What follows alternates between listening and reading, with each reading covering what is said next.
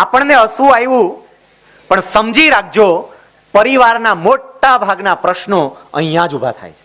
નહીં પરિવારના કેવળ, તમામે તમામ પર્સનલ પ્રોફેશનલ બંને જીવનના પ્રશ્નો અહીંયા જ ઊભા થાય છે. કારણ કે આપણે એવું માનીએ તો બે ક્ષણ માટે વિચારજો, એ પણ સાચા હોઈ શકે, કારણ કે તમને દેખાતું ન હોય એને દેખાતું હોય. જરા આ વિચારીએ ને, પ્રશ્નો ઘણા બધા હળવા થઈ જાય. અત્યારે મોટા ભાગે પરિવારમાં જે પ્રશ્નો રહ્યા છે ને, એ સંતાનો સાથેના અને માતા પિતા સાથેના, આ બે સાથેનામાં બહુ જ મોટો આમ એમાંય સંતાનો સાથેના પ્રશ્નોમાં તો એટલું બધી તકલીફ પડી રહી છે. મારે બેયના સંદર્ભમાં થોડી વાતો કરવી છે. તમે સમજો કે તમે તમારી રીતે સાચા છો, પણ સંતાન પણ એની રીતે સાચા હોઈ શકે. મા બાપ તરીકે આ વિચારજો.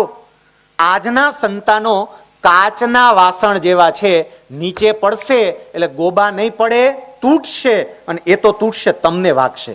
મારે અહીંયા એક તમને એ કહેવું છે, કદાચ આપણે ભૂલી જઈએ છીએ, જેનો નિવેડો લાવવો છે, તો તમે એવું શું કરો કે બે ઝઘડતા બંધ થઈ જાય? વેરી નાઇસ, કેટલા હોશિયાર છો કાકા, જગ્યા ફેરવી નાખો. બસ જીવનમાં આ જ કરવાની જરૂર છે. સ્થાન બદલતા શીખો. મા બાપ તો રોજ હોય, ક્યારેક તમારી જાતને દીકરા કે દીકરીની જગ્યાએ મૂકો તો એની વેદના સમજાય. પેલા હું સંતાનોના સંદર્ભમાં વાત કરું છું. માતા પિતા તો રોજ ઓછો, પણ ક્યારેક તમારી જાતને દીકરા દીકરીની જગ્યાએ મૂકી જુઓ. મારે અહીંયા જેટલા માતા પિતા બેઠા છે ને, તમામે તમામ માતા પિતાને 3 થી 4 પ્રશ્નો પૂછવા છે. સેજ ઊંચા અવાજે જવાબ આપજો. માતા પિતા હો, બાળકો નહીં. બાળકો સાંભળજો, આ તમારા મમ્મી પપ્પાની પરીક્ષા લેવાય છે. મમ્મી પપ્પાએ સેજ ઊંચા અવાજે હા કે નામાં જવાબ આપવાના છે. 3 કે 4 જ પ્રશ્નો છે ખાલી.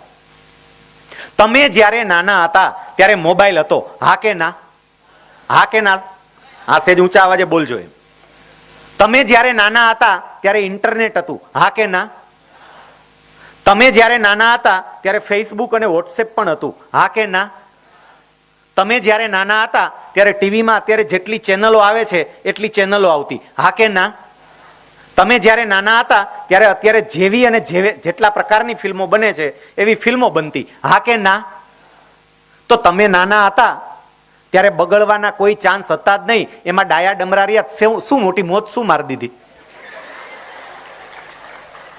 અમે બહુ ડાયા હતા, અમે આમ, પણ બગડવાના ચાન્સ જ નહોતા.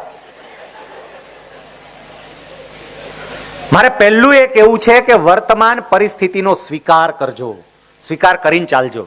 સમય બદલાયો છે, ટેકનોલોજીનો યુગ છે. એમાં મારો દીકરો કે મારી દીકરી મારા કેમ રહી શકે એ વિચાર કરવાનો છે. એને તમારો ભૂતકાળ યાદ ન કરાવતા. બહુ કેટલાક એમાંથી જ બહાર, અમે ગામડામાં જે તમે કરતા ભાઈ, હવે રો, હવે એ મૂકો. આપણી વખતે એવું કાંઈ નહોતું. સંતાનોને સમજવા પડે, સંતાનોની જગ્યાએ જાતને મૂકો ને ત્યારે ખબર પડે. સરદાર વલ્લભભાઈ પટેલ, એમના જીવનના ખાલી 2 પ્રસંગ તમે જુઓ ને તમને ખબર પડે. સરદાર વલ્લભભાઈ પટેલની દીકરી મણિબેન. મણિબેન છે ને, આમાં ઘણા લોકોએ મણિબેનનો ફોટો જોયો હશે. મણિબેન સરદાર સાહેબની હંમેશા સાથે રહેતા, સફેદ સૂતરની પેલી સાડી પહેરતા અને માથે ઓઢેલું હોય હંમેશા. ઘણા જોઈને એવું કે ગામડાની કોક બેન છે, પણ બહુ ઓછાને ખબર હશે કે મણિબેન અંગ્રેજી માધ્યમમાં ભણેલી દીકરી હતી. ઇંગ્લિશ મીડિયમમાં ભણેલા હતા.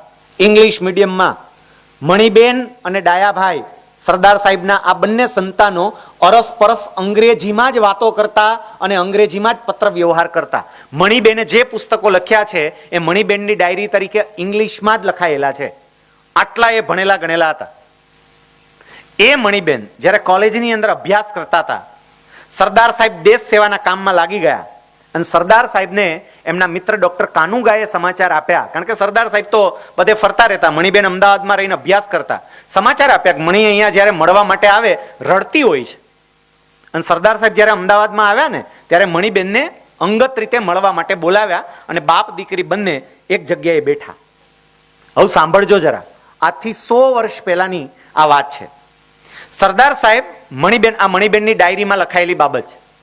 સરદાર સાહેબ મણિબેનના માથે હાથ મૂકીને એવું કહે છે કે બેટા, મને સમાચાર મળ્યા છે કે તમે રડો છો. બેટા, હું તો હવે દેશ સેવાના કામમાં બધે લાગી ગયો છું, હું તમારી સાથે હોતો નથી, પણ હું તમારો બાપ છું. અને તમારો બાપ નહીં, તમારી માં પણ હું છું. કારણ કે તમારી માં તમે સાવ નાના હતા ત્યારથી તમને મૂકીને જતા રહ્યા છે. એટલે તમારી માં અને તમારો બાપ બંને હું છું. બેટા જે કંઈ પણ હોય એ દિલ ખોલીને મને કહો. બધી વાત કરતા કરતા છેલ્લે સરદાર સાહેબ એવું કહે છે કે બેટા તમે કોલેજમાં અભ્યાસ કરો છો, કદાચ કોઈ મૂર્તિઓ મનમાં વસી ગયો હોય તો એ પણ દિલ ખોલીને કયો, આપણે એમાં પણ કંઈક રસ્તો કાઢીશું. પણ જે હોય તે એક મિત્ર ભાવે મને ખુલીને બધી વાતો કરો. તમે વિચાર કરો, 100 વર્ષ પહેલા એક બાપ એના સંતાનોને કેટલી સ્વતંત્રતા આપે. 100 વર્ષ પહેલા. અને અત્યારે 100 વર્ષ પૂરા થઈ ગયા, આપણે આપી શકીએ છીએ આપણા સંતાનોને આવી સ્વતંત્રતા? એ તમારી સામે ખુલીને બોલી શકે, બધું જ કહી શકે એવી સ્વતંત્રતા મળે છે ઘરમાં સંતાનોને? વિચારજો જરા. આપણા ઋષિ મુનિઓએ આપણને ખૂબ સરસ મજાનો સંદેશો આપ્યો છે. લાલયેત 5 વર્ષાણી 10 વર્ષાણી તાડયેત પ્રાપ્તેમ તુ 16 વર્ષે પુત્ર મિત્ર વદાચરેત. 5 વર્ષ સુધી એનું લાલન પાલન કરો, પછીના 10 વર્ષ જરૂર પડે તો સેજ ટપારો. પણ જેઓ એ 16મા વર્ષમાં પ્રવેશ કરે, દીકરો કે દીકરી, એટલે દીકરો કે દીકરી નથી રહેતા, એ આપણા મિત્ર બની જાય છે અને એની સાથેનું વર્તન મિત્ર જેવું હોવું જોઈએ.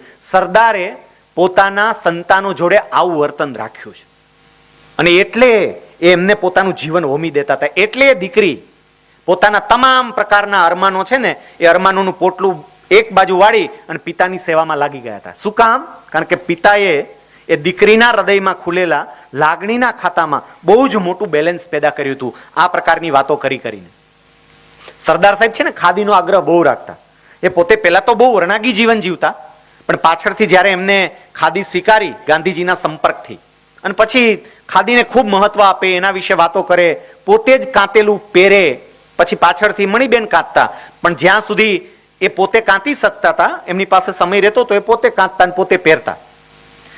એમનો પૌત્ર એટલે ડાયાભાઈનો દીકરો બિપિન એ અમેરિકાથી આવેલો, સરદાર સાહેબને મળવા માટે આવ્યો. સરદાર સાહેબ રૂમમાં મિટિંગમાં બેઠા હતા, મણિબેન બહાર બેઠા હતા અને પેલો બિપિન આવ્યો એટલે મણિબેન પાસે બેઠો. મણિબેન એમના ફઈ થાય, ફઈબા જોડે બેઠો. ફઈબા અને ભત્રીજો વાતો કરતા હતા. મણિબાઈએ બિપિનને કીધું, તું દાદાને મળવા આવ્યો છો, પણ તે તાર કપડા સામે જોયું? તું મિલના કપડા પહેરીને આવ્યો છે અને દાદાને મળવા જવાનું છે. આખા ભારતને બધાને ખાદીની સલાહ આપે છે અને ખુદનો પૌત્ર મિલના કપડા પહેરીને આવ્યો છે.